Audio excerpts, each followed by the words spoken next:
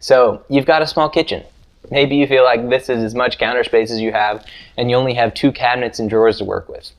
It's going to be tough, but you can make it work. There are people who have studio apartments who still cook amazing meals. You don't need to have some big fancy house with a lot of storage space and a lot of counter space in order to make some good food.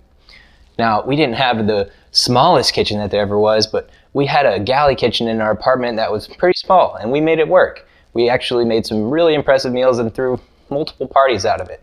So don't worry your little head too much. So let me tell you a couple of tricks that can help you maximize your space. The first one is don't buy a bunch of things that you aren't going to use that much. Even if it's something you want, you may not want to use that storage space or counter space on something if it's not something you're going to utilize a lot. Maybe save that for when you have a little more space to work with. However, that being said, don't sacrifice something just because of your space. If there's something you really want, figure out a way to make it work. Even if you need to store it in a closet or another room, it may be worth it so you can have that appliance or utensil or whatever it is you may want.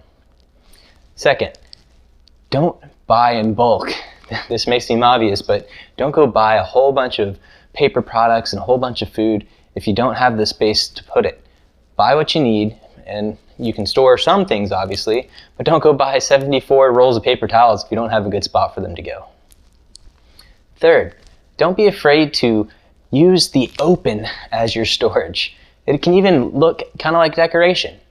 You may have seen this before in some kitchens where they have hooks on the ceiling where they're hanging pots from the ceiling, or on the wall you add some shelves and then you can display your dry goods and mason jars, and you can have some pots and pans out. You can have a knife magnet on the wall. There's a whole bunch of different ways where you can store things out in the open and it actually not look bad. And in some ways it can actually look cool. I like the look of a kitchen like that. Third, look into additional storage options.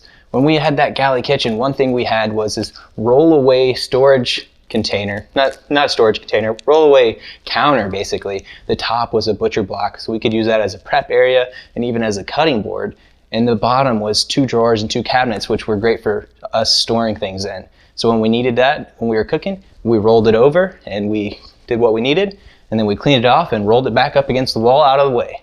So that was one of our favorite pieces of furniture that we've had, and it helped a lot.